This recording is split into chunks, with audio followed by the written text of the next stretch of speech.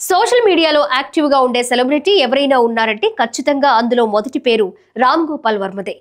ఆయన ఎప్పుడు ఏ ట్వీట్ చేస్తారో, ఎవరిపై ఎలాంటి కామెంట్ చేస్తారో ఎవరు ఊహించలేరు. సమయం, సందర్భం ఏదైనా తన స్టైల్లో రిప్లై ఇచ్చి సోషల్ మీడియాలో హాట్ టాపిక్ గా మారతారు. ఇక తాజాగా రంగీలా రిలీజ్ ఇంటర్వ్యూలో మాట్లాడిన అతను గోవిందా గోవిందా సినిమాకు సంబంధించిన కొన్ని ఆసక్తికర విషయాలను షేర్ చేసుకున్నారు.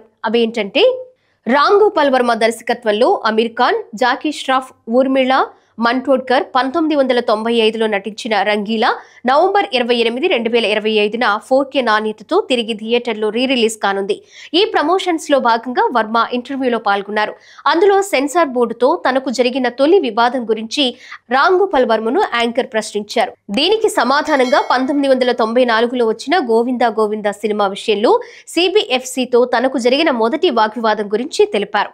నేను గోవిందా గోవిందా అనే తెలుగు సినిమా తీశాను. అది తిరుమల తిరుపతి దేవస్థానంలో జరిగిన దోపిడీ గురించి. అక్కడ వారు ఆభరణాలను దొంగిలించడానికి ప్రయత్నించడం గురించి ఉంటుంది.